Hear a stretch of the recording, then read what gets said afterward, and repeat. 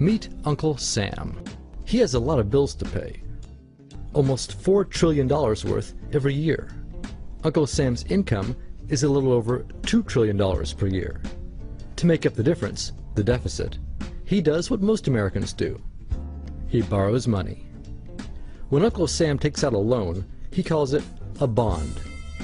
Bonds can be held by banks, investors, or even foreign governments. Uncle Sam has to promise to pay interest on these bonds, just as you do on any loan you take out. Ever think about paying your mortgage with your credit card? That's exactly what Uncle Sam does. He takes out new loans, new bonds, so that he can make payments on the old ones. All those loans, and especially all that interest, adds up.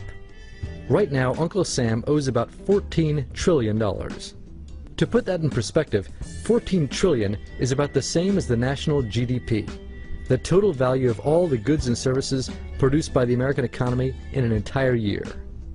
It's such a huge amount of money that Uncle Sam is starting to run out of people to borrow from, and he's having trouble just paying the interest on his loans. The obvious solution would be to either cut spending or increase taxes. But if he cuts spending, the people that he's spending money on would complain that they don't have money to spend, and that he was hurting the economy.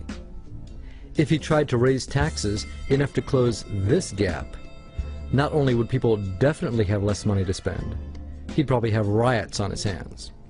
So Uncle Sam chooses the easy way to make money. Just make it. He calls up the Federal Reserve, which is our central bank, and, like magic, dollars are created and deposited in banks all around America. The problem is that the more of something there is, the less it's worth. Same goes for the US dollar. The more dollars there are, the less each one will buy.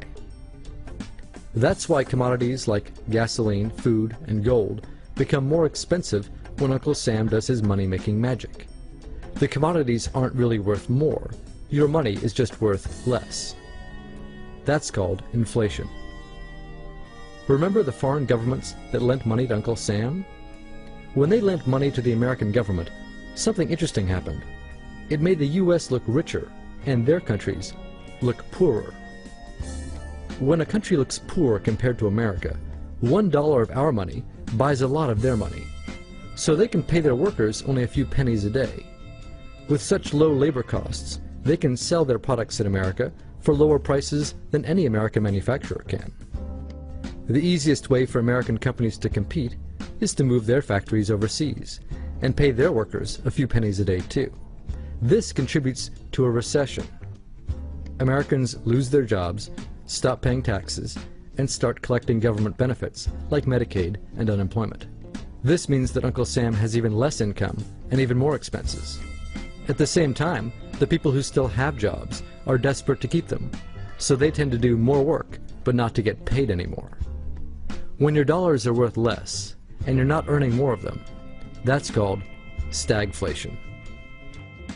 And this is why Uncle Sam is in a catch-22.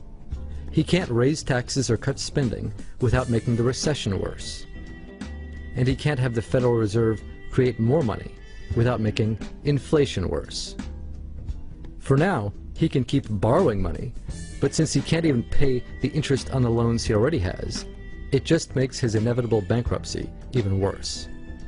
Whether it's in 2 months or 2 years, the day will come when Uncle Sam can no longer pay his bills. When that happens, the banks, investors, and foreign governments who are counting on that money won't be able to pay their bills.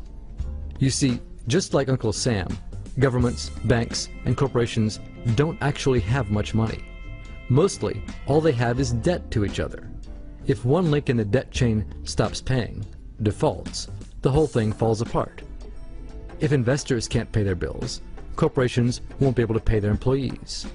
If banks can't pay their bills, you won't be able to take out a loan, use a credit card, or even withdraw your savings. If foreign governments can't pay their bills, their own banks and corporations will have the same problems. That's called a global economic collapse. It's never happened before, so nobody really knows how bad it will be, how long it will last, or even how we'll eventually get out of it. The house of cards has already been built. There's no painless way to dismantle it now. All we can do is to educate each other about what's actually going on, and to prepare for what may be very extraordinary circumstances.